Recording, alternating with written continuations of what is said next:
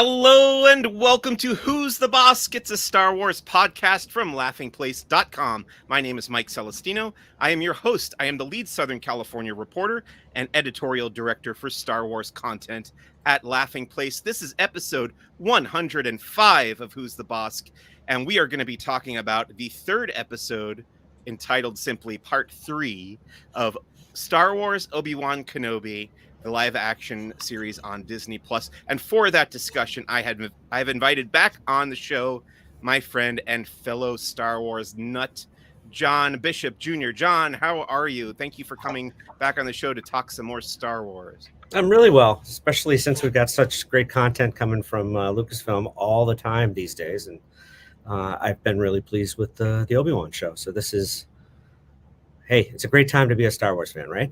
That's absolutely true, and I'm excited to have you back to chat some more. But what's been going on with you? How are things? I know you're still contributing over at the Diz Insider, is that right?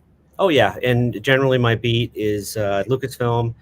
I unfortunately wasn't able to go to Celebration this year, but hoping to get it out there at some point, but maybe D23 or maybe D23 in the coming years. But I will say that you guys, everybody who was out there, really helped us all feel like we were in the moment rather than staring off into the twin suns the whole time. Yeah, we missed you. I kind of wish you had been there. We could have hung out a little bit. Not that I had a ton of time to hang out because I was running around like a maniac that whole weekend. Also joining us for this episode, of course, is Rebecca Mosley, co-founder of Laughing Place. She's going to be kind of doing the tech behind the scenes and also contributing on the discussion here when we get to the episode. Rebecca, how are you? I'm doing well, Mike. Have you recovered yet from all your celebration? I was worried you might fall into that kind of post-celebration blues. Well, I did. We've been having issues with our cats. So that's what's been occupying my time this past weekend. But yeah, I think I finally caught up on sleep otherwise from Celebration. But yeah, the cats have not been getting along. One of them had medication and it kind of freaked her out. And I think that freaked the other cat out. And now they can't be in the same room together.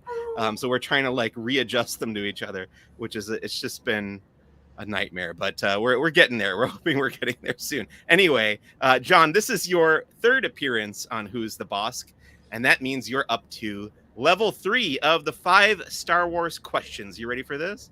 Here we go. Okay, number one, question number 1 of the 5 Star Wars questions, level 3. What is your favorite Star Wars book or comic book, and why? Wow. I like the original set of Marvel from back in the day that it featured Lady Lumia. Okay. So that would have been back in the 80s, really early, and the old light whip coming out. Was that character introduced after the movies had already ended, like post 83, or is that like in the midst of the movies coming out? I want to say it's post, because the way Lumia was set up was as a foil to Luke and as a possible apprentice / somebody who's rebelling against Darth Vader. Okay. Yeah, I've read a bunch of those Marvel comics. I have the collected trade paperback, so I don't think I've gotten up to that character. So I got to keep going and read that whole run. Number 2 of the 5 Star Wars questions, level 3. If you could own a life-size working replica of any Star Wars vehicle, what would you choose? Oh, X-Wing. X-Wing. Oh, yeah. The original style, Luke's Red 5. Okay, why is that? Oh, because it's the one I, flew over my carpet with, Right. pretending that it was the Death Star, the surface of the Death Star back in the day. And in my mind, that's where actually my life begins, because it's my earliest memory of, I think my father took me to either a late showing in 77 or an early showing in 78. I would have been 3. Wow. And I can't remember anything before that. So Star Wars is my earliest memory. So if you had an X-Wing, what would you do with it? If it was a working X-Wing that you could fly around, you just like buzz people? I don't know. I'd like to. I live out here near Boston, so it'd be nice to delete the commute. Right. either Commute, physically or commute just with an X-wing. blow it up. So Oh god, you need a slightly larger parking spot, I think. or just to get through all the Yeah. traffic on 495. There which you tends go. to be a parking lot. Okay, number 3. What is your favorite non-human sentient Star Wars alien species? Non-human sentient Star Wars species. So an example would be the Mon Calamari, the Tuscan Raiders, Rhodians, anything like that that's non-human but also not a creature. I'd say it's Tuscan Raiders, or it's Tuscans? the sand people that I Yeah. knew. To me, they were so terrifying Yeah. growing up. That one sequence that they played back and forth to get the guy, ooh, that kind of Right. thing. Like, yeah, I love that, and I even love that they kept in most of the editing kept it so it like looped so that he did it more than once, which is great. Right. Did you like that the Tuscans got some extra attention in Boba Fett Book of Boba Fett series? Absolutely. I always thought that they were more interesting than people gave them credit for. And, I had an awful lot of sympathy for them when, Anakin went ape on Right. them. Right. Forgetting, most people forget that, the Skywalkers, the Lars, pardon me, were trespassing on their land.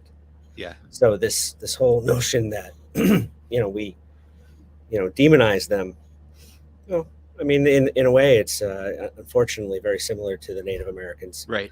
in our history, Right. and why you might not be so thrilled about people setting up a homestead on your land. And I thought that particularly Boba Fett explained that really well, and explained what might be going on in during those sequences early on, and I thought that was really interesting, and I was glad that they plugged so deeply and so far into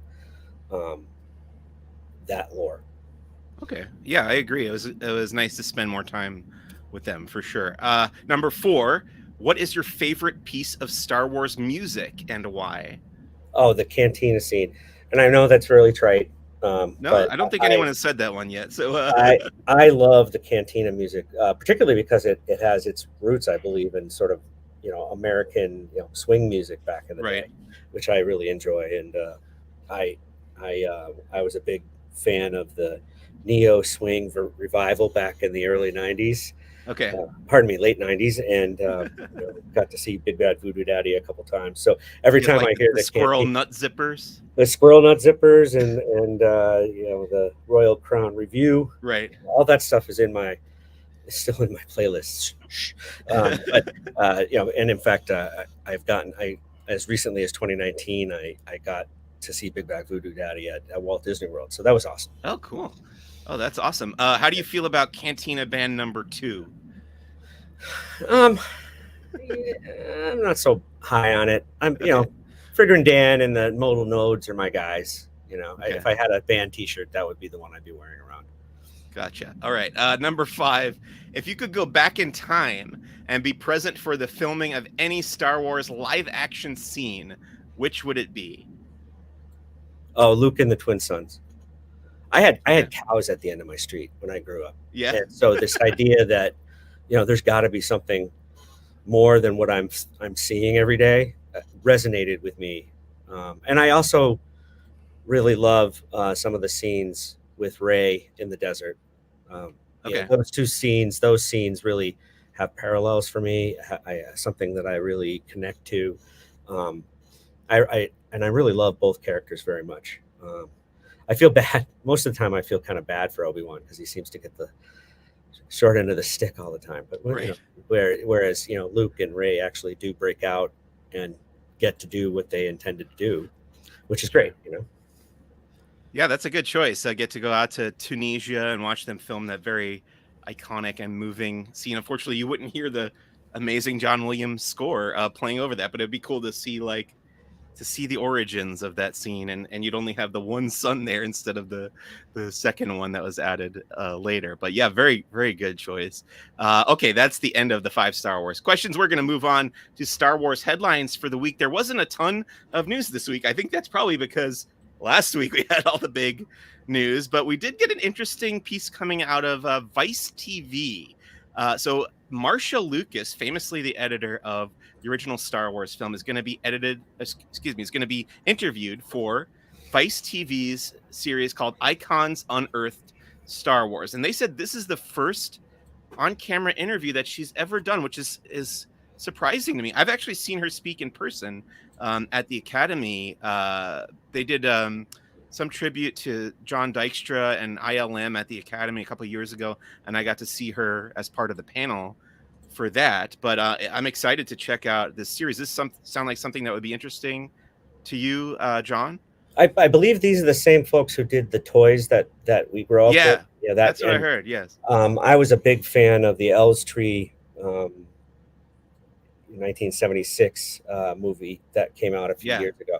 I think that this has that vibe because it's sort of a rogue endeavor, without, I'm sure it doesn't have Lucasfilm's okay, but the idea that they had so many current connections to Lucasfilm in this series makes it interesting to me. The one thing I'm just inevitably not looking forward to is the trolls who will come on after she says something abrasive about the new series of films, Right. And I just if you don't like the new films, it's okay, you just move on.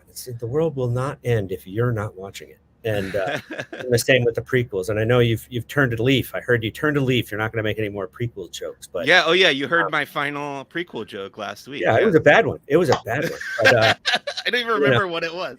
But I tend to be very I let it, as you said, wash over me these days. I'm not in a mood. There's so much crap going on in the world. So the idea that I'm going to get too uppity about my favorite space opera just seems silly. So no, I'm totally with you on that. How about you, Rebecca? Are you interested in this Marcia Lucas interview? I'm not only I'm interested in it, but I'm also interested in all the other people that are going to, this is a 6-hour deep dive. We're going to hear from John Dykstra. We're going to hear from Rick Baker. So I'm looking forward to that as well. As far as specifically the ex-wife of George Lucas, honestly, what I would be interested in knowing, I think, is the one question they won't ask.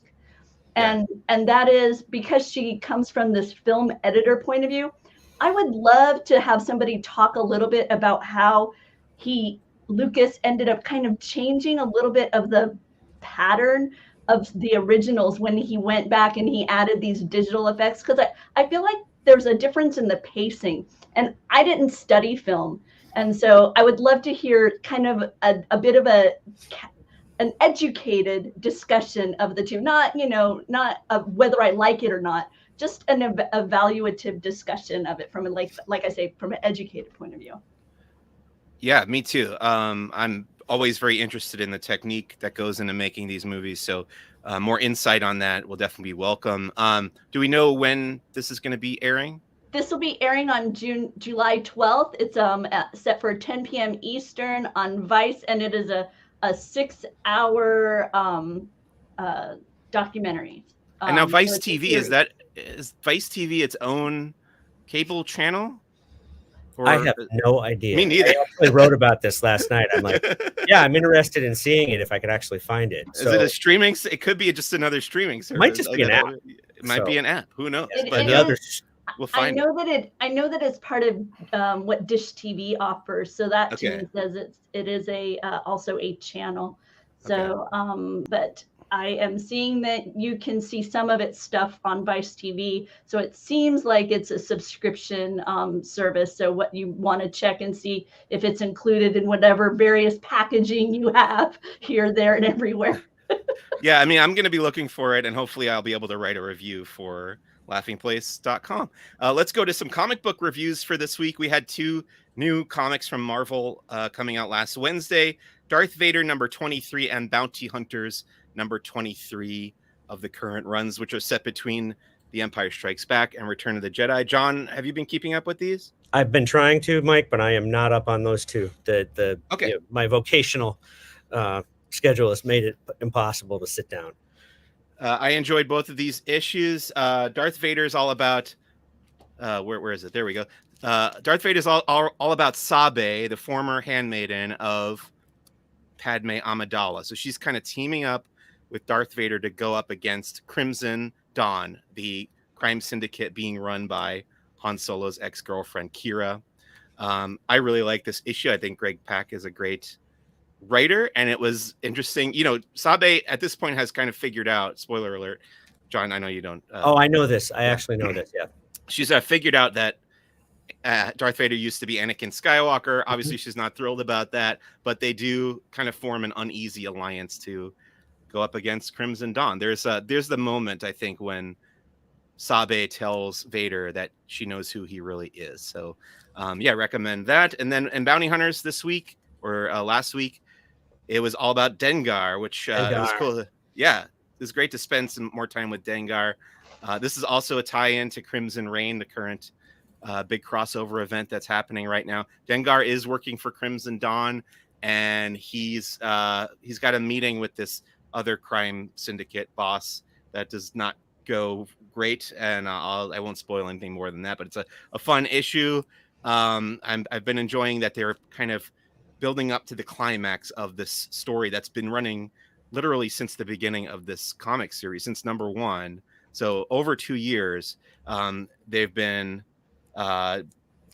developing this story about this girl named Catalaya, who's the heir to 2 different crime syndicates, kind of like a Romeo and Juliet type situation. And then bounty hunters are all involved with either protecting her or finding her. And now Crimson Dawn is entwined in that as well. So I'm guessing by like number 25, I'm hoping that's when that story wraps up, because it's been going for a long time. I hope that gets tied up pretty soon. Okay. Going into Kenobi, we got some new character posters. This is what they've been doing for these Disney Plus live action series. They'll release new character posters after the new episodes. Do we have those, Rebecca? Yes, we do.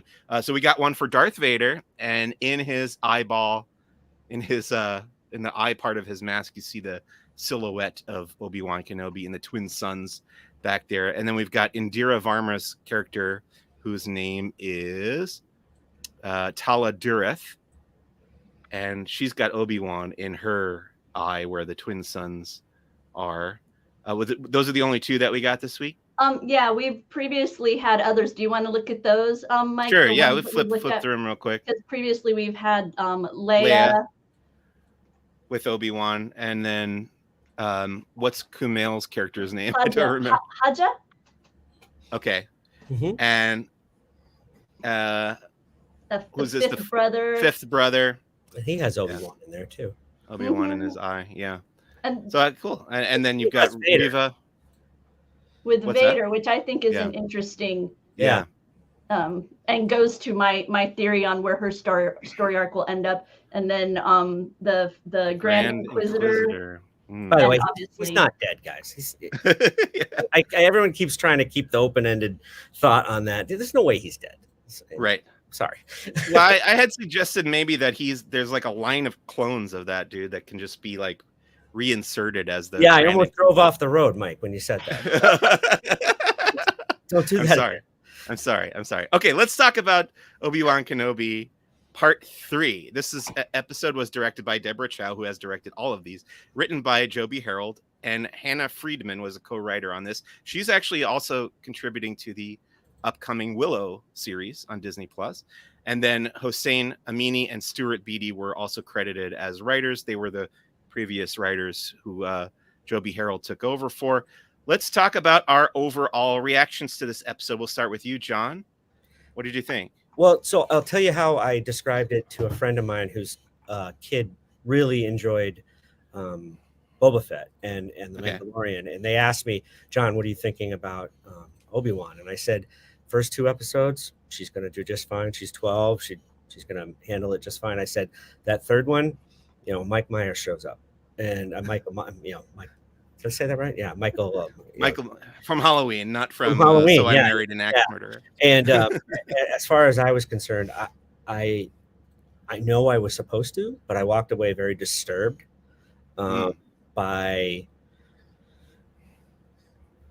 just how deeply Anakin is showing the dark side. From some of the comic books and from some of what we've seen in his later years, and of course, his turn. you never really see him at his worst besides in Rogue One, right? And in certain instances in the comic books, but it is the comic books, and there's not blood flying everywhere. But when the child's neck snaps, I Oh was gosh, yeah. it's just in all of the lightness that's provided by Leia and Obi-Wan in that moment just went right out of it. And then to see my Star Wars hero on the ground in flames. Now, Oh yeah. on the one hand, did I appreciate it? Yes. And is it an outstanding episode? Yes. There's nothing I wouldn't recommend, but it was in stark contrast to some of the better moments I've had with Star Wars, which tend to be much lighter and much more celebratory. And this was just one of those moments of, this is why I always find it odd when people, dress up like, stormtroopers and Darth Vader, because, he's a kid, he's a guy who kills children.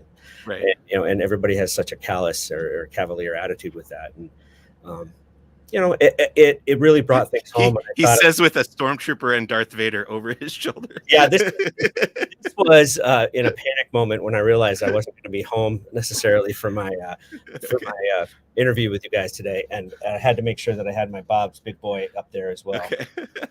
I am mere miles from Bob's Big Boy right now. I know, Michael. You don't need to shove it in my face. Somebody had a great tweet that was like, I think the rumor had gotten out that they threw away all those old scripts for Obi-Wan Kenobi because they were too dark. And they were like, what were those like if this is how dark the end product is, I will say the one thing, I came away kind of angry because this wasn't a 2-episode day, and having to wait to see what exactly is going to happen with Leia really bugged me, and as much as I enjoy the week in between, I have 3 kids. I'm pretty busy.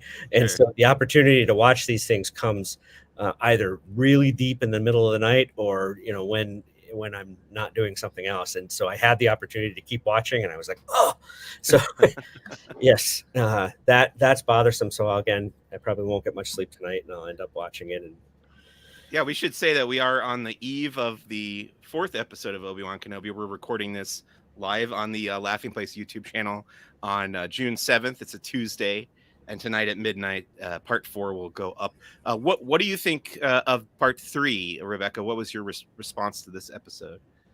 It followed suit with the others. I'm still very much engaged, enjoying it. I like very much what Leia is introducing as far as kind of prodding at Obi-Wan, some of the questions that she asks. There's a few things about her character. I think since we typically talk about the episode kind of sequentially, I'll wait. But overall, I just they won me. Like I said, I had been apprehensive, but they're winning me now with Leia. She feels she's fitting in more with the headcanon I'd crafted. Okay, that's good. Yeah, for me, I really like the back half of this episode. I love everything. Once they get to like the Underground Railroad for Jedi, I was totally on board. And then the fight was fantastic. I love that they chose to make Obi-Wan basically terrified of Darth Vader, which that reaction makes perfect sense to me, because they've already established that he's out of shape, he's out of practice, and he has just now learned that Anakin is still alive, and he sees him and he's become this Frankenstein's monster that's going around basically, murdering innocent people willy-nilly on that street as he walks up that street. And Obi-Wan's reaction is basically to run and hide, and he's got this look of terror on his face. Of course, he's drawing Vader out away from the citizens of that town for a confrontation out there. But yeah, he's not ready to face him yet. And this is the first time that I thought, okay, this feels like an essential story point, a stepping stone between episode 3 and episode 4, because the first time Obi-Wan and Vader fight in episode 4, New Hope, Obi-Wan's pretty chill about it. He's zen. But here, this is the first time he's seen him as Darth Vader and sees what he's capable of, like you were saying, John. And the terror makes perfect sense to me. I love that they've been leaning into that. And whenever we see Vader in the Disney era of Star Wars, he's always portrayed as being just really, really scary, which I think makes perfect sense to me. I didn't love the first half. Yeah, go ahead, Rebecca. No, I was just gonna say I don't process it as terror. Really? Yeah, I process it more as like in the impossible situation, because this is somebody who this has become somebody who clearly purely wants to destroy you, and probably in the most painful way possible. And that's not how he wants to return it. So how do you stop the unstoppable from, do you see what I feel like that's more, it's not so much a fear of I think it's a fear of what he knows he would have to do if he actually ended up face to face with him, as opposed to fear of what he is going to go through. Okay. You know, like, do you see what I'm saying? Yeah. Am I articulating it? Okay. Yeah, that makes sense to me. It's not how I read it, but I like that interpretation. I would say I don't know if it's I think terror is different than horror, right? You know, the horror of seeing somebody who you respect and love, doing things, and after knowing but not seeing that they've done things, but now understanding just how fully. I think it's the horror that really sat with me. And then someone else said this, and I think it was Ken Napsaw. He said that in many ways, Vader's much like a tank. He's no speed there. He's not going to be jumping through the running Jedi speed, but it's this idea that you have this tank, this unstoppable tank coming after you, and like Michael Myers, like you said earlier. And to me, it's just so interesting to see how would you react? I mean, I'd probably curl up in a ball and say, all right, well, I'm ready for a fricassee, let's go. But Obi-Wan actually does attempt to do something noble. It sounds like he's not quite sure how to do that anymore. And there's that moment where he's like, well, are you going to do this? Or I'm going to do this. Let's go. Boom. And then, so it's that moment of decision. And his, the connection to the Force seems to be coming back. Yes. If you watch in the first, I think it was the second episode, he was shooting a blaster, and he couldn't hit anything. And in this episode, he's hitting everything really, really quickly and strongly. So I feel like there's this real connection to the Force, which is coming. So. Yeah, I think that's a great observation. I think there is a dividing line between that blaster fight in episode 2 on the rooftops on Daiyu, and then he has that moment where he has to connect with the Force to catch Leia from falling, and then kind of after that he's gonna start having a more powerful connection there. Definitely a good observation. And like I said, the first half of this episode I didn't love it as much. And we'll get into the specific reasons why, because we're going to go through kind of the big beats of part 3. It starts with Obi-Wan meditating on the ship. And like you said there, John, he is fostering a greater connection with the Force.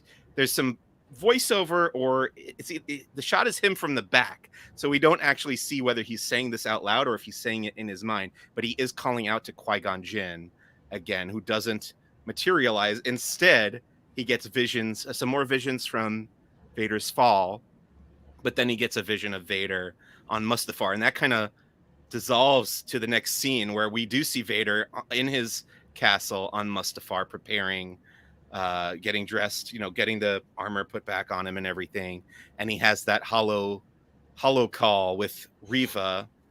What did you guys think of this scene, the discussion between Riva and Vader?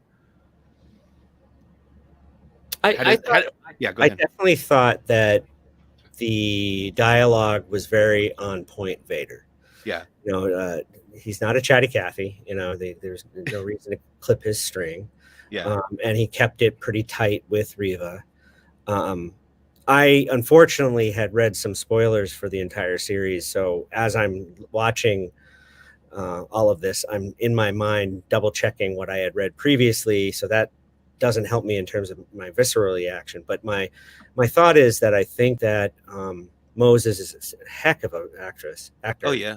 And is doing a really good job creating a persona that is wholly different from any of the other evil people in the show, which I think is great, because sometimes I think particularly they have a trouble with the Inquisitors or the Inquisitorius as a whole, because they sort of run into each other and they sound and act very toady-ish and very,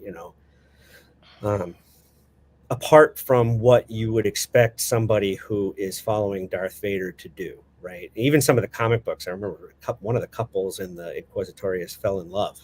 And I thought that was different, and Vader just killed them for it. So as far as I'm concerned, she is creating a wonderful character, and that is a boon to everything that's happening in the show now. In contrast to the idiots who are saying stuff online. Like seriously, like, why don't you watch the whole show before you make a decision? And if you're going to make a decision based on what you're seeing in the show, not what you wanted. It's like going to somebody's house, they serve meatloaf and they put barbecue sauce on it as opposed to ketchup, right? And you're like, my mom puts ketchup, but you didn't go to your mom's house. You went to their house and they're serving it this way. Who judge it based on the merits of what you've been given and you're enjoying, right? I also run under the idea that, even though I'm a good enough writer to get paid to do it, I'm not writing these stories. I couldn't write these stories. That's not in my bailiwick. So I try to give as much respect to these people who are putting this art out there without trying to put too much of my own headcanon on top of, I'm expecting. So it's, was I surprised by some of the choices? Absolutely. But in a good way. And I'm glad, and I think that the parallels between Luke in The Last Jedi and Obi-Wan in this series are outstanding, because, hey, as a 47-year-old dude, there are moments where I wish I could just hide in a cave, particularly when I'm dealing with my 10-year-old.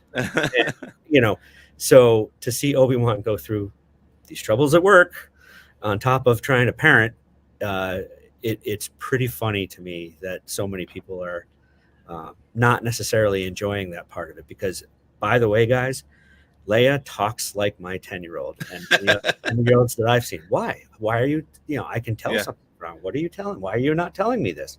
So I think it's funny, based on my own personal experience, that people would object to the way that all is happening, because it seems pretty real world to me in terms of how a 10-year-old reacts to an old Jedi like this.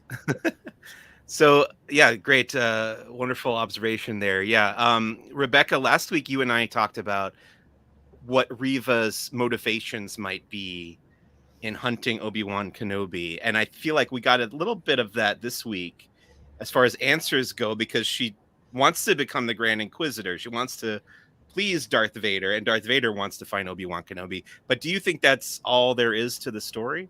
That's my question. Is I want to know why, because there was something in that exchange between Reva and Vader that had me going, okay, why is she seeking this seat? And initially my thought had been kind of the pleasing Vader. I thought that was part of what was motivating her, but now I think that that's the ends, that's the means to the end. So I'm very interested in what we're going to learn about her, as to what it is about this position that I think this is what she was referring to when she said, I will take what I've earned. Yeah. So I feel like we're gonna learn more about why has she earned that place, and what is it that she seeks to do with it. I still think Reva is one of those kids, one of the Padawans that we saw escaping from the Jedi Temple at the beginning of the series, when they had that flashback to Coruscant and Order 66. I'm pretty sure that's one of those kids has to grow up to be Reva, if that makes sense. I haven't read the spoilers that you have, John. Well, But and I haven't read a spoiler on that particular end, but the first thing I thought of when I saw, because we'd seen so many photos and everything of Riva, I was like, all right, well, this seems very clear that this is, yeah, we're starting where everybody started, really, right? And I'm not so convinced that Riva doesn't have a larger end game beyond um, just simply becoming the Grand Inquisitor. yeah, I, I wonder if she is possibly going to try to eliminate the cause of all of her problems, because in many ways it does not make sense that she would completely just blame the Jedi. Right. There's a whole there's, a couple of Sith lords and a whole battalion of stormtroopers who had a little something to do with it. So Yeah. as far as I'm concerned, I'm wondering, if this is just somebody who's just completely broken and has no moral or ethos to sort of Right. glom onto as she moves through the universe. And in contrast to Kenobi, who is constantly fighting with that ethos, right? And in terms of what he thought he was doing when he did not help the young Jedi on Tatooine, Mm-hmm. right? That is completely foreign to what Obi-Wan Kenobi is supposed to stand for. And, it's clear in that moment that he knows that. He knows that he should be doing something else. But I also wonder if in that moment his motivations were strictly based on protecting Luke, or that was an easy stopgap in what was a very difficult decision to make in the moment.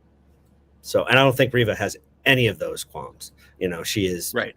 Tried to kill the barkeep. She has, attempted to kill the Grand Inquisitor. Who's to say what her end game is totally? Yeah, well, I guess hopefully we'll find out more as more episodes come out. We got to visit. Let's see. First, so they land on the planet Mapuzo. There's a great conversation. This is probably my favorite part of the first half of this episode. Leia asks Obi-Wan Kenobi what the Force feels like, and Obi-Wan says, "Are you ever afraid of the dark?" And then what happens when you turn on the light? And she says, "I feel safe." And he says, "That's what the Force is." And I thought that was a wonderful way to describe it, especially to somebody of that age. It's something that we hadn't heard before, which I always like to hear. So I really appreciated that. And then they land on the planet and they're walking through the desert trying to get to these coordinates that Kumail's character gave them last episode. And Ben gets this vision of Anakin Skywalker standing there in a robe, and we see Hayden Christensen's face, without all the prosthetics and everything for the first time in this series. What did you guys? What was your interpretation of that vision? Either of you? It was creepy. As I said, I catch these shows when I can, and my first time watching it was on my iPhone. Yeah. And the first. It really did look like a specter to me. So I think that my brain was wondering, is this a projection? Is this a projection from Anakin? Is this a projection from the Force? Is this a warning to Obi-Wan as to what is coming down the pike? And one of the other things that I've read or thought about, or somebody has said, is that the connection between the two, at least the way this whomever I listened to described it, is not dissimilar from how Rey and Kylo were connected. So Okay. when he learns that Anakin's alive and he says Anakin, and Anakin wakes up, it felt like there was a connective moment. Yeah. In that the reason why they're going to be so connected is because Obi-Wan has turned himself back onto the Force, that he is fully engulfed in the dark side and the light side, and he's trying to get himself back completely to the light. And having that description, as he said, turning on the light, was really neat, because I think we've all been in a moment like that, right, where we feel really great, whether or not it's you have an idea at work, or you're you have a really great day with your kids or something like that. And there's nothing that could bother you at that moment. And it almost feels like even if it's 2 a.m, the sun is shining on you. Mhm. And that was what I got out of that. And then to have Anakin there to block out the sun or Right. to, portend of something really bad coming, I thought was brilliant. And I think, I really enjoyed it. How about you, Rebecca? I think it was foreboding. I think it contributed to his paranoia, why they didn't stick around. And I think it was helpful in that way, because I think we're seeing kind of that he isn't as clear-headed. I think of him as always being somebody who's incredibly clear-headed. No matter Yeah. what cacophony Right. of mayhem is going on around him, he is somehow able to keep it all still and quiet and think clearly. And right now, he isn't in that kind of space. No, not at all. Not at all. Good point. Okay, now we get to the part of the episode that kind of bugged me a little bit, that I didn't quite connect with. So they get to the coordinates that they're supposed to meet whoever at. They don't quite know who they're meeting with. And like right away, as soon as they get there, Obi-Wan's like, no, there's nobody here. We've been fooled. We've been lied to, which felt a little out of character for him. But maybe he's just frustrated and fed up. He's been on this whole journey. He's not feeling like himself lately. So I kind of was able to forgive that. But so Leia spots a basically like a space truck coming down the road toward them. Now, my initial thought when I saw the truck was like, okay, this might be the person that they're supposed to meet with, but it seemed odd that they didn't have that thought. Instead, Leia like flags down the truck, and there's this alien, sort of a mole type alien creature voiced by Zach Braff, and they jump in the truck, and then it turns out that this guy's aligned with the Empire because he has the Imperial insignia on the back of the truck, and they pick up some stormtroopers who are looking for a Jedi.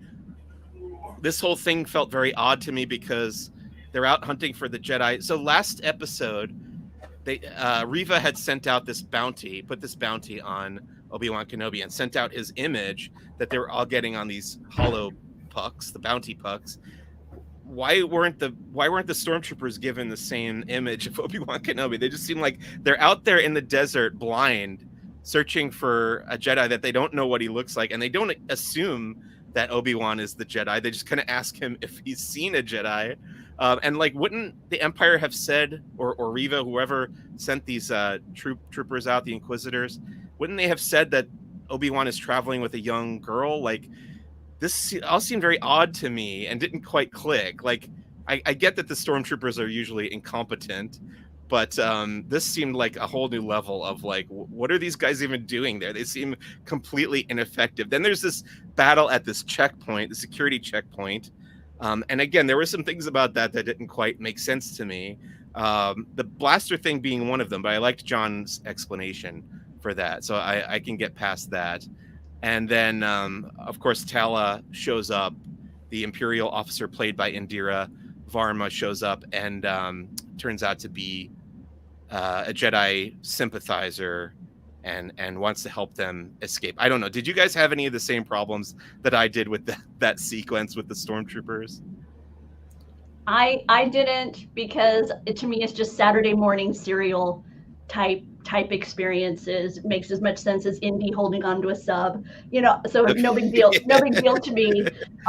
My husband was like, how come you're just not walking around the fence? I don't understand. Yeah, frustrated. That was another thing that bugged me too. But in part, I'll say it was because I was struck with the poignancy of the moment of them climbing into the truck, and how Leia just hops right on board, right past that Empire symbol, right?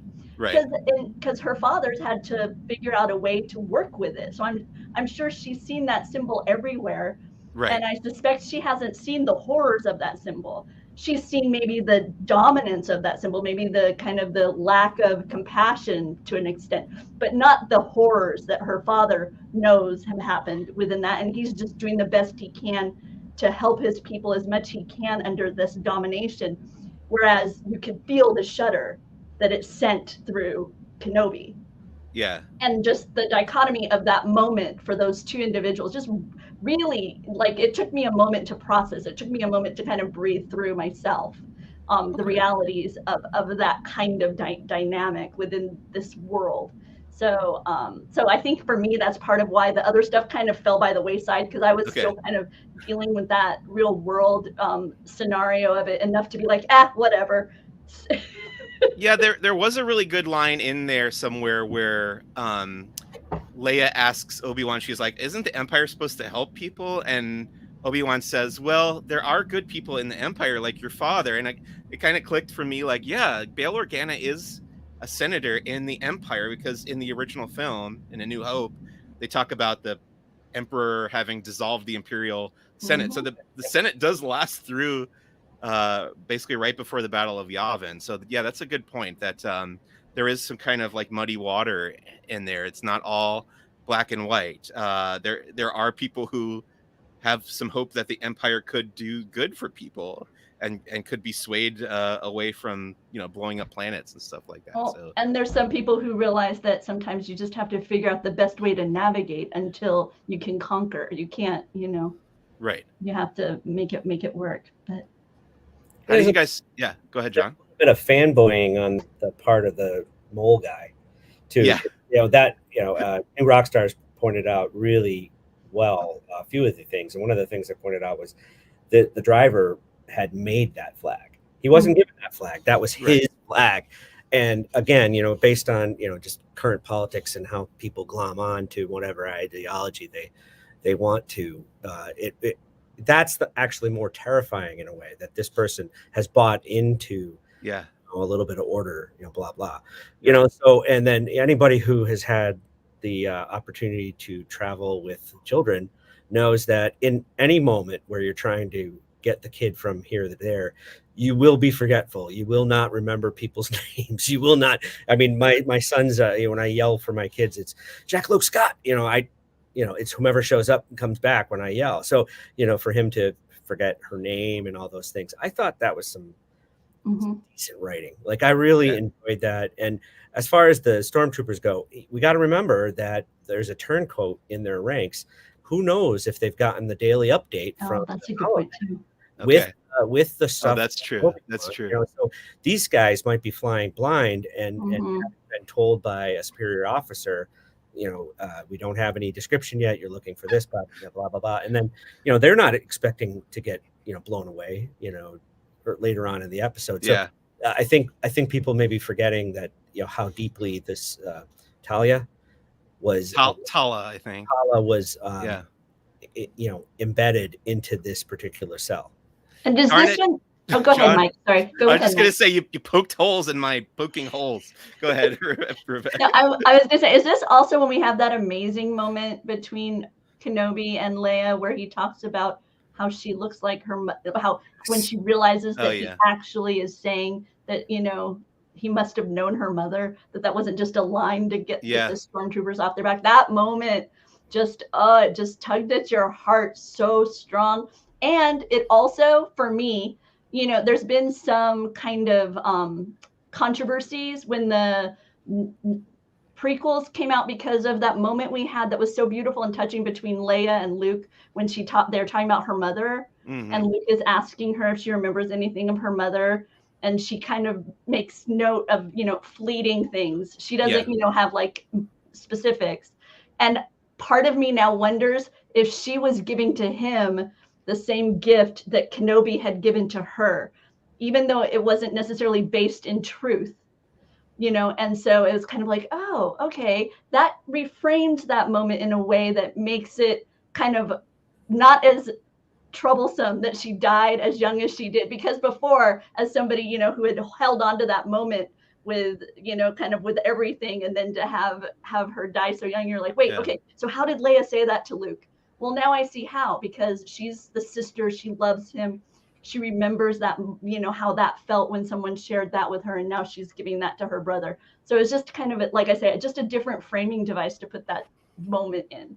Yeah, I also kind of interpret it, kind of reframing it in my mind as a little bit of like Force intuition on Leia's part, because she is just as Force sensitive as Luke, and even though she was only there for Padme's first, final minute of her life or whatever, I think that could imprint on a Force sensitive infant or newborn like that.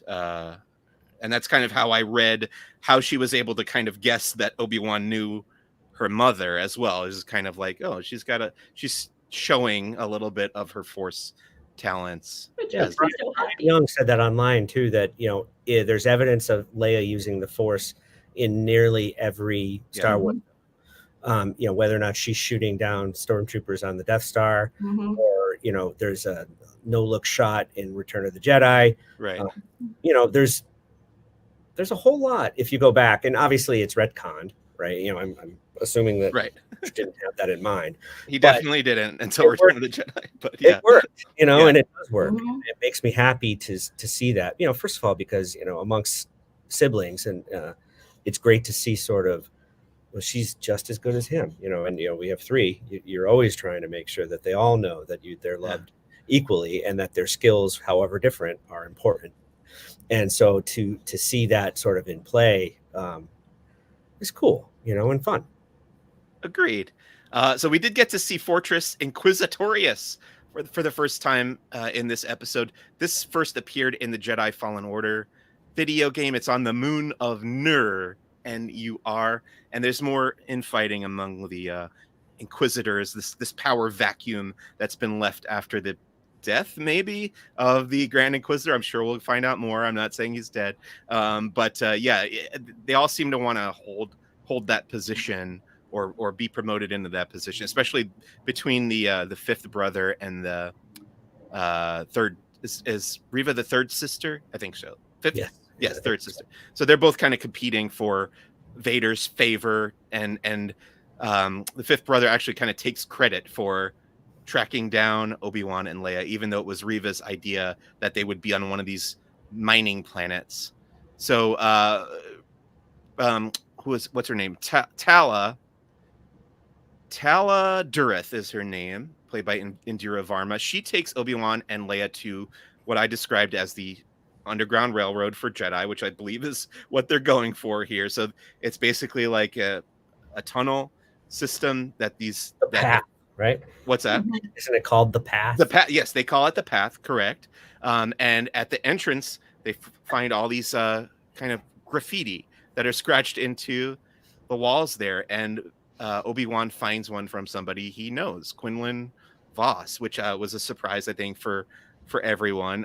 So was it assumed previous to this that Quinlan had died in Order 66, John, to your knowledge? For whatever reason, didn't.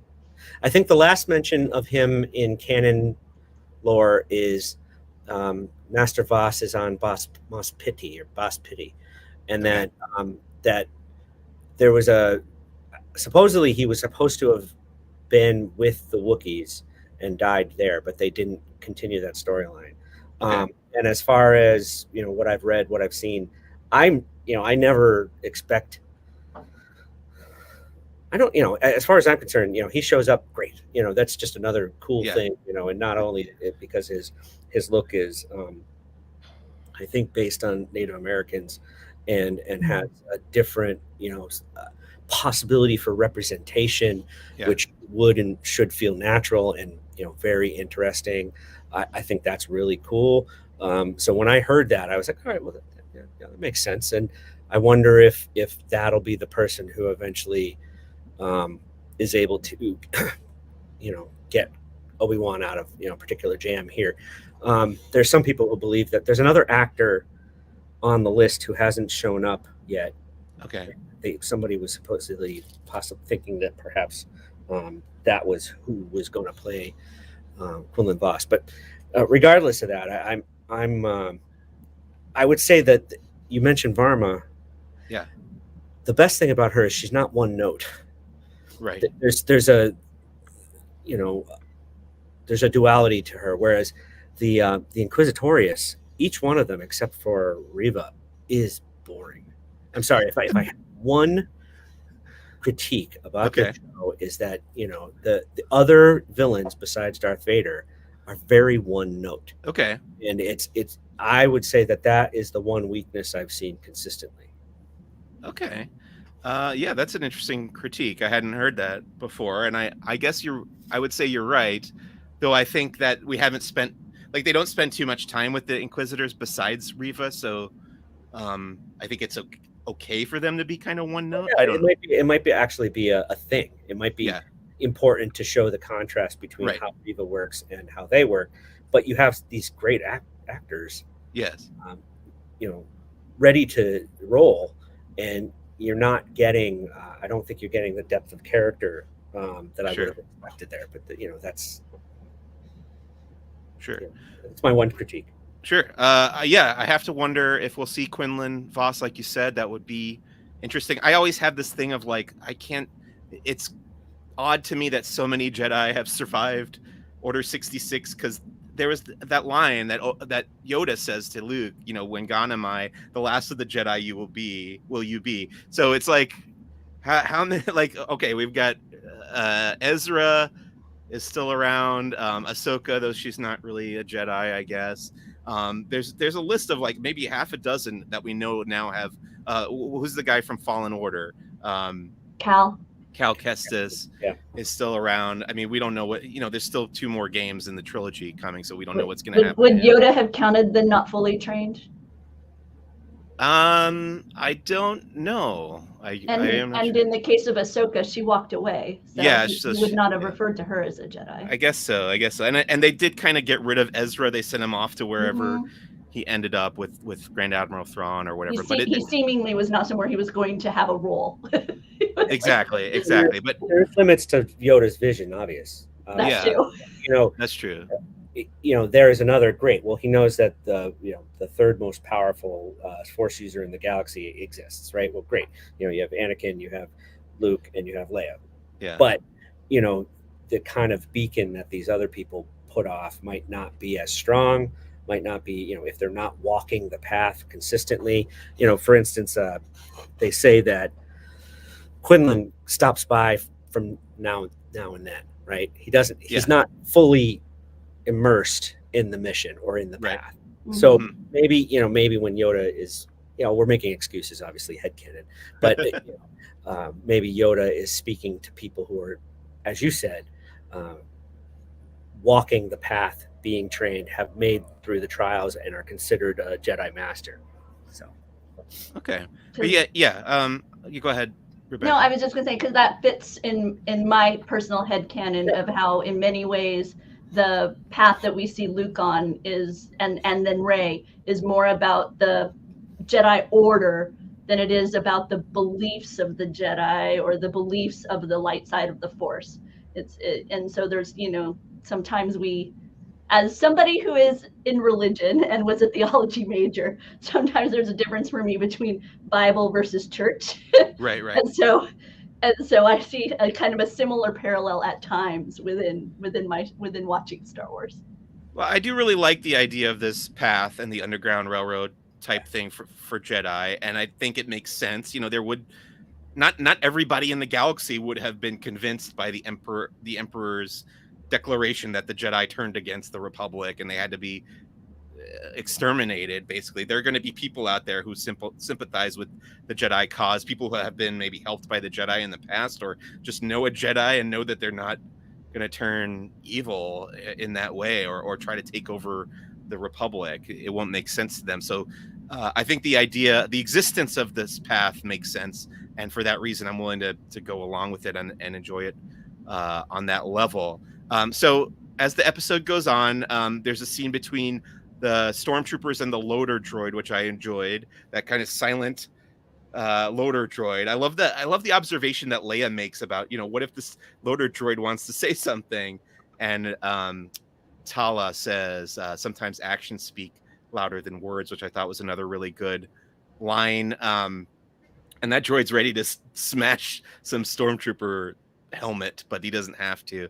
And then there's the whole big showdown with Vader, between Obi-Wan and Vader in the quarry, which I thought was really well choreographed. I loved, again, how Obi-Wan's skills as a fighter have atrophied in the decades since he last fought Anakin on Mustafar, and they just, Vader is basically dominating him, and the only thing that really saves Obi-Wan in the end is Tala interfering and setting that fire again that kind of divides them. And then we have the kind of cliffhanger ending where Leia is confronted by Riva, who it seems like now has captured her at the end. So kind of a big question mark, like what's going to happen with Leia and Riva. What did you guys think of the last like 10 minutes of this episode? I was clenching. Yeah. When I last faced you, I was but the learner, and now I am the master. It had me thinking about how if Vader is this strong in this episode, when they eventually and inevitably fight again, how much stronger Obi-Wan will be at that time, and what is going to occur between now and then. I was completely horrified, and to watch that play out so well. I mean, just looking at it from an artistic expression, that it was as close to that Rogue One scene, which played out over 30 seconds, but this was 10 minutes or so. Yeah. And I came away really, stomach churned. Will Commander Cody, face off against the Saucer Man next week? It was the serial portion of this. Yeah. Felt very real and very fun and very cool, and something that I really wish more people would just give up the ghost and just sit back and try to enjoy it for what it is. You'd mentioned religion earlier, Ian. As much as any of us wants to be a Jedi, well, it's not happening. We're not going to be doing that anytime soon. We can enjoy and learn from and respect the decisions of these characters, but they are still characters, and they're meant for entertainment. They're meant to make us think. And how much thinking I did after this, as opposed to thinking that I've been doing after watching Stranger Things, which I don't think is as good as Obi-Wan has been thus far. I've been really appreciating the writing and the feeling of interconnectivity between the stuff that I've known for all 47 of my years and what we're being produced now. And that was what I came away with at the end of the episode. Great. What about you, Rebecca? What did you think of the end? I skipped Rogue One in theaters because I don't like to go to films that I know are incredibly tragic. But I have since seen it on a small screen. So I'm familiar with the sequence that we get, that is that immediate lead into A New Hope. But other than that, really the last time that for me, I experienced Vader was in his redemptive state, right? Mm-hmm. And so then to be back in the time with him, kind of when he was the most dark, and just this continual, I don't want to say delight, but maybe in what he was doing to Obi-Wan was just it was just skin crawling, because I had Return of the Jedi, so that he was redemptive, and then I saw his prequel arc, right, and the Rebel series and whatnot, where not Rebels, Clone Wars, and so I was so in love with Anakin, and just and so then to see Anakin, not Anakin, but purely Vader, was heartbreaking. It was truly hard. It was heartbreaking and it was hard to watch. And you're sitting there going, what can Obi-Wan do? Because how can he fight back? This is still somebody that he loves, and he loves him, and it's how do you battle that? Because he would have walked away from what happened on Mustafar thinking that he had destroyed himself, right? And that's something you can live with. You can you can do your best, but if somebody's on a path to destroy themselves, okay, I did what I could. But now he's having to come to the realization that may not be enough, that he may actually have to truly confront the evil that this love, that this brother has become, and that's just heartbreaking. It is heartbreaking. And I think not only have I seen Obi-Wan struggling with that in the show, but I've seen fans struggling with that on social media, saying, it's hard for me to identify with Anakin at this point in his life. I think that's a really good point. It's like, okay, how do we connect with a character that we have loved in different eras of the Star Wars timeline, but he's at his most evil? And I think that's a big question that this He's show is repulsive. definitely asking us for sure. Well, and just the way yeah. he's formed, I mean, Vader is a black dot essentially. Like Yeah. there's no light coming from him except for Yes. the one in his belt, and so he is sort of like this black hole that Obi-Wan is getting sucked into and trying his best to not get completely overwhelmed. Whereas Obi-Wan still has a little bit of light, and the blue lightsaber was important to see, even though at one point it actually blinds Obi-Wan from seeing Vader because he's so much in the darkness. Yeah. And one wonders what it'll look like when Obi-Wan fully embraces the light, and what's the counterpoint to Vader's darkness in this episode. It could be spectacular. Yeah, the lighting of that fight scene I thought was brilliant. I love that. Was my favorite thing about the episode was the lighting choices, because it is basically a black void. It's except for the light coming from both lightsabers and then the fire after that. But I loved that choice and how it illuminated both characters and stuff. So yeah, there you go. There's a still image from that scene. Very, very pretty. He's got one hand, and Obi-Wan has both hands doing everything he can to stop himself from being smashed by this tank. Vader almost looks casual. Like, for me.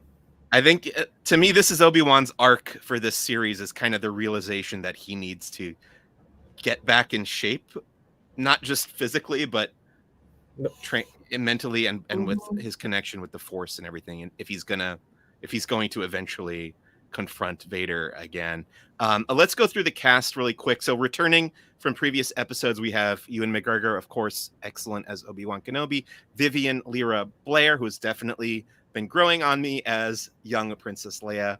Moses Ingram, who is doing a terrific job, as John said, awesome, as Riva / the third sister. Sung Kang as the fifth brother. Not enough to do. Not enough to do. Yes, I would agree with that. Hopefully he gets more depth, as John pointed out. Raya Kildstedt plays the fourth sister, another, again, side character as one of the Inquisitors. Hayden Christensen plays Anakin Skywalker / Darth Vader. And then guest or cast members for this episode, new cast members or guests for this episode. We got Zach Braff in a kind of a comic relief character as the truck driver Freck, although he does turn out to be to sell them up the river, to sell them to the Empire because of his allegiance. So that was a little disturbing. Indira Varma, who we've mentioned already, from Rome. She was also in Game of Thrones as Tala Durith, the Imperial officer / Jedi. She runs the path there on that planet. She did so much with so little. Yeah, she really did. She was pretty awesome. Very good actor, as we've seen in other series. And then, okay, this is what I want to talk about next. James Earl Jones is credited as the voice of Darth Vader. And when I saw that come up on the screen, I was like, great. He's still acting at 92 years old. He's still doing Darth Vader. I'm amazed that he's willing to do it, but fantastic. And I thought of The Lion King a few years ago. How long ago was this? The Lion King remake by Jon Favreau. 5 years ago? 3 or 4, yeah, I think. Okay. Yeah. And he was in that too. He reprised his role as Mufasa. I'm thinking of Mustafar. Yep, Mufasa. Mufasa. And I'm like, okay, he's still doing it. He's up there. He's a nonagenarian. He's over 90, just like John Williams, and contributing to Obi-Wan Kenobi. And then other people pointed out, and Rebecca pointed out to me, that there's a credit at the end of the credits for the technology called Respeecher, which was used in The Mandalorian and on the Book of Boba Fett to recreate Luke Skywalker's voice.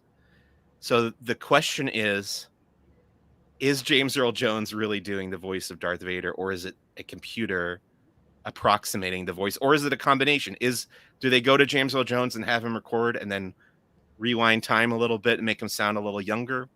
What do you think is actually going on here behind the scenes? And will we ever find out? Someone else smarter than me pointed out that it could be a combination of Hayden and James run through the new machine. Okay. I will say that whatever they did, keep it up, because Yeah, it sounded great to me. The main problem I had with Vader in Rogue One is that he sounded old, and this is not when Vader should be old. Right. And he sounded very much like Anakin with a Darth Vader voice in this episode. So whatever they're doing, go for it. If that's what they're doing, if they're combining James Earl Jones and Hayden Christensen, I think that's very smart. What do you think? So the other question I have then is, now this is kind of the inverse of that, is how much is Hayden Christensen actually in the Darth Vader suit? Now you've pointed out there have been interviews where he's talked about being in the suit. But is he in there all the time? I mean, I'm sure there's a stunt double for some of the fighting, but what percentage of Vader's performance is Hayden? What do you think, Rebecca? I'm going to go with substantial. Like, not maybe, as you point out, not necessarily the fight scenes, but I don't know. I mean, I feel like we kind of believe that the Mandalorian is not as much Pedro as it is the other individuals. Right. I don't feel like that's the same scenario here. But this is one of those moments where when the credits rolled, I'm like, oh, I want that Insider Disney Gallery episode. I'm so interested because I want to know, is it, did James Earl Jones actually go into a studio and record stuff, or were they able to just take what he's done over the years and make that work? And then now you're bringing in this whole idea of adding in Hayden, which I hadn't even thought about. So now you've got, kind of a somewhat a voice we've actually never really heard before. They did that and I think it was, again, new rock stars who pointed out that they did something similar during the Rebels episode when Ahsoka fights Vader and Vader's helmet is cracked open, and you can literally hear the vocoder and Hayden at the same time. There's like an echo. Now any sort of doing that now would seem to be more pronounced, but I think that the idea that there's a human being in there is very prevalent now, and I love it. And it sounds like Anakin, by the way. It sounds like Anakin talking like Darth Vader, which is spectacular. Yeah, I think go ahead, Rebecca. No, I was gonna say, and I think that's part of what makes it that much harder. To deal with. Right. Reconcile with it, right? Yeah, I think I'd always thought of him as so much more machine at this point. And so to realize that, well, okay, I like, as far as just actual physicality, but no, he's still very much man, and that's hard because I had always, like I say, I'd always kind of put it off on, he became an emperor-controlled machine. Yeah. And I can't be in that space anymore. They're not allowing me that anymore. No, he's a human being making decisions and making bad decisions. The other thing, in terms of trying to keep straight who's in the suit, is there's this phenomenon of everybody talking online about short Vader. By the way, again, this is people with lack of imagination. How many different sets of limbs has Darth Vader gone through in the 20 years between, like, my guess is at some point during this series that Darth Vader is going to be amputee again, and that perhaps the reason why we have short Vader right now is that this is Anakin in the suit, this is Hayden in the suit, and that they'll explain it away by saying, well, the next set of prosthetics are bigger and stronger. So I know that Hayden Christensen is not as tall as David Prowse. No, I know that I think Doobie pointed out he's 6 inches shorter. But have people noticed that Vader is actually shorter in the show? Because there's simple movie making tricks to people have. I have not. If you would have, I would not have said, oh yeah, that's clearly not David Prowse in the someone of David Prowse's stature in the suit. I would that for me is not where my where I was. And by the way, let's just let's be honest. Was David Prowse the best actor ever? Like, were his movements and motions in the suit so much so that we have to be like, oh, it's not David Prowse, it's crap? No, I mean, also he's not around anymore, so you can't put him in there. what are we looking for? Why are we holding ourselves to such a ridiculous standard of being able to just watch the show? Just watch the show. Yeah. Sorry. It's okay. No, I understand that emotion. And I was thinking back to being at D23 Expo 2019, I think it was, when James Earl Jones was given the Disney Legend Award, and he couldn't be there for whatever reasons, his health or his age or whatever. And I was thinking, well, maybe, he can't travel anymore, and that's why they would need to redo his speech. But either way, if they could go to him and record the audio, if that's what happened, if he was sitting in his bed and they went and recorded him talking and then played with it in the computer a little bit, or if they just took recordings of him as Darth Vader from before and redid it and added Hayden or whatever, and you had a simulated nonagenarian. My husband is chiming in, and it's actually something I was going to say too. Yeah. Because we're Star Wars geeks, and that's what we do. And I love it, and I embrace it when it's done in an understanding that we're all fans. If you want to just really not like what's happening with Vader and be really upset and angry or whatever, that's fine. Just don't say I should turn in my fan card because I don't feel the same way. That's where I get defensive, because I'm like, I like it different. Yeah. It's like, let me like it. You can not like it, but let me like it. Don't call for my fan card. It's all good. Yeah. And I think, and I do try to walk the walk and be accepting of other people's critiques, except when they cross over into things where McGregor has to go online and say, can we not be racist? Yeah. So I think there is no middle ground at this point in a lot of the discourse online, and I do think some of us who are just trying to enjoy ourselves, like the three of us, right, are if we happen to enjoy something that everybody else thinks is crap, we in some way have done something wrong. Where I'm not gonna complain about having new Star Wars. I had two separate pieces of time where there was no Star Wars, right. The exception of listening and reading the expanded universe, which was great, but it wasn't as interconnected as what we're getting now. And it's something that really I can really appreciate and be able to share with my family, because it does have a certain amount of making sense along the way.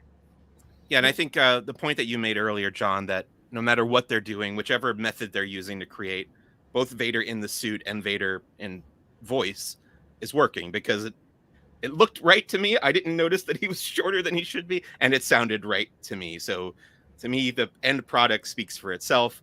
Let's wrap up this discussion of this episode. Were there any other moments that we didn't touch on that you guys really liked or didn't like that you want to point out? Either of you? Anything jump out? Well, no? the guy getting bisected. Oh, good. That was that was sweet. I thought that was pretty sweet. that was one of those moments. Oh, okay, they went there. All right, it'll work. Why didn't he just walk around the laser? Well, I mean, why does everybody fall forward when they get shot? Like, why doesn't everybody go backwards? So,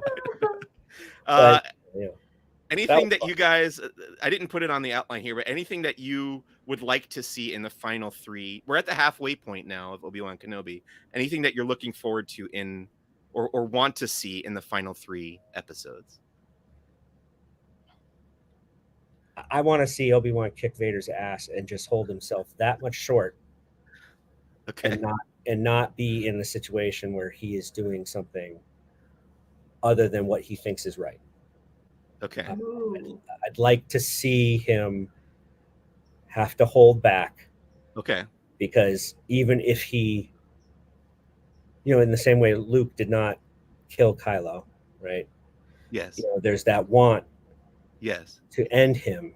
But if he does end him, the destiny that he could have, the good that might be in there, right, would not fulfill itself. So it would take somebody like Obi-Wan Kenobi to hold himself back. And I want to see that fully realized. Love it. Rebecca, anything you're looking forward to seeing, hopefully? More Lola. Yeah, you said you want to get a Lola toy, right? Doesn't Hasbro have one on speed create right now? But it's all pre-order. and I don't want to buy it until I can put it in my grubby little hands. You want instant gratification. That's Yep. how I am. I buy these. I was buying Hasbro. I've stopped now doing this, but I was pre-ordering all the Black Series figures, and I would forget that I bought them, and they would just show up like, "Oh yeah, I bought this like 8 months ago," and now they're sending it to me. And now I'm waiting. I make like a wish list, and I'm hopefully going to get them for the holidays or whatever. But yeah. Oh, Doobie has a great comment here. I love it. I have the high ground. Yeah. That's awesome. That's awesome. Okay. That's my husband saying, I want to see Vader say, I have the high ground. Okay, that's going to wrap up our discussion of Star Wars Obi-Wan Kenobi Part 3. The next episode is going to be airing or coming out on Disney Plus tonight at midnight. And that's going to, well, we have one more segment left to go here on Who's the Bossk that we call First Steps into a Larger World. And this is where we talk about the media that we've been consuming and or enjoying outside of the Star Wars universe. And my example this week is actually something that you mentioned earlier, John. It's Stranger Things Season 4, Part 1, which I just finished, I think, last night or the night before. And I really enjoyed this season. I've had this weird, like, on the fence love-hate relationship with Stranger Things, but the last two, I think Season 3 and 4, have really grabbed me, and I think they've really upped their game. And this season in particular, Season 4 Part 1, really feels like they're like taking the show very seriously now, which I always like to see. I think it's kind of missing a little bit of that goofiness that made, that recipe of goofiness mixed with the sci-fi and horror elements that made the first couple seasons what they were. But I do like that they're taking it seriously, and it feels more real to me now, and the effects have gotten better as well. What did you think of this season, John? How much of it have you seen? I've seen all but the last episode of Part 1. Okay. So I am on the fence, and I went to bed 11:30 last night, just wanting to stay up and watch it, but knowing that I had to wake up at 6 and make pancakes for my kid. That said, I love everything. I will say that I'm having real difficulty seeing 11 work from anything, work from a place of rage. Okay. And I was very disturbed by the bullying on both sides, and the way she had to, how she felt she had to end it. And I know that there's probably a greater analogy here coming, and maybe some, coming to fruition in the last episode, and perhaps Part 2. But I Rebecca, I'm very similar to you. I don't like going to see sad things. If I'm going to watch something sad, I'm going to do it in my room in the dark, and I'm going to cry into my own pillow. So, I want really badly for there to be a pleasant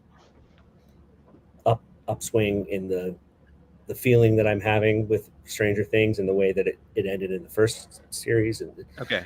So that's where I'm at yet. Okay. I think you'll be satisfied by where this final episode goes, the one that you haven't watched yet, as far as like that arc for 11. I won't say anything more. Because now I have actual motivation to watch the end. Yeah. Because I don't think I can do this. It has a good resolution. As you know, I know this is only like half of the season, but it ends on an appropriate point in the story to keep you wanting more, and yeah, you're gonna like it. Rebecca, you haven't watched Stranger Things at all yet, right? No. You haven't checked that out. Not really your genre, No. right? No. John, was there anything else that you had been watching or enjoying outside of Star Wars? Reading. I've been reading Elroy's second LA Quartet. Oh, okay. I finished the first one and decided that I would essentially this next set is prequels to the Black Dahlia and LA Confidential, etc. Okay. And I there's a visceral reaction to those novels, and so that I have to take breaks. They're very, if you imagine what LA Confidential looked like on screen and then just extrapolate out, you're really dealing with the worst parts of humanity and having to work really hard to find the good in anybody. However, they're compelling reads. He's an amazing writer. The way he uses words and slang and invective is amazing. And one wonders why in all the arguments about things getting banned, just the way he writes, I'm shocked that sometimes he's not ending up on some of these lists, which I abhor to begin with. But of all the things that could be noticed for their really over the top violence, etc. These are them, but they're good books. But as I said, I had to take a few breaks in between because I just don't want to start talking like a 1950s cop myself. I love L.A. Confidential. That's the only one of his novels I think I've read. But I read it in college for a class about adapting novels to movies. We read the novel and watched the film. I love both. And it's kind of interesting from a Disney angle because there's a character in the novel, L.A. Confidential, who's basically like an analog for Walt Disney. And what's his name? Dieterling. Yeah. And he has opened a Disneyland-esque theme park. Dreamland, right. And that's not in the movie at all. And I remember being in that class and talking about like why they cut that from the movie and like, what impact that had on the story and stuff. But yeah, I recommend if you're into that kind of crime story and noir kind of detective fiction, and you also want to have this kind of like seedy underbelly of a Disney-esque type character, L.A. Confidential is a great novel. How about you, Rebecca? Anything you've been consuming lately and enjoyed? Many hours every night of Family Feud reruns with my husband. Is that like Game Show Network or something? Yep. Okay. That's awesome. With Richard Dawson? No. We're still in the Steve Harvey era. Oh, okay, all right. But we're cracking up, having a really good time every night with some of that fun. But I am actually getting ready to take a trip. I'm going to Dayton, Ohio. They're having an event this upcoming weekend. They're raising money for an organization called Pirate Packs that helps to bridge the nutritional needs of children who usually are fed during the school lunch program. And so they offer food that kind of carries them over the weekend. And so it's this weekend. If you're in the Dayton, Ohio area, please check out DaytonDisneyana.org for more information about all that fun. 501st usually shows up with amazing costumes. Jim Hill's going to be there. Yeah. I love he's from nearby and he's one of my favorite people online. And he said he was plugging the event and he said he was going to be there. I really, really love him. I'm glad that maybe you get to meet him. He's awesome. Oh no, I've known Jim for decades. So I'm actually looking forward to being in person with him again. It's been a while since we've had the opportunity to chat face to face. So yeah. And for that reason, Rebecca, you won't be able to join us. We're going to be recording the next episode of Who's the Bossk on Thursday this week. I know I said Thursday last week, and I was wrong. It was Tuesday was the next one, and then Thursday this week, we're going to be talking about Star Wars Obi-Wan Kenobi Episode 4, which is going to be released tonight as of this recording. And that's going to bring us to the end of this week's episode, or this episode of Who's the Bossk. I want to thank my guest, John Bishop Jr. John, thank you for taking some time out again for chatting with me about Star Wars. Mike, I wish we could hang out more. This is awesome, and it was really great to meet you, Rebecca. May the Force be with you both. Thank you, John. And thanks, John. And Rebecca, thank you as well. And we'll see you in 2 episodes of Who's the Boss. Enjoy the Dayton Disneyana event. My name is Mike Celestino. As always, please visit laughingplace.com for all your Disney news and opinions. And yeah, we'll be right back here at the end of this week to talk about Obi-Wan Kenobi Episode 4. We'll see you then. Thanks again out there for listening. See you real soon. Bye.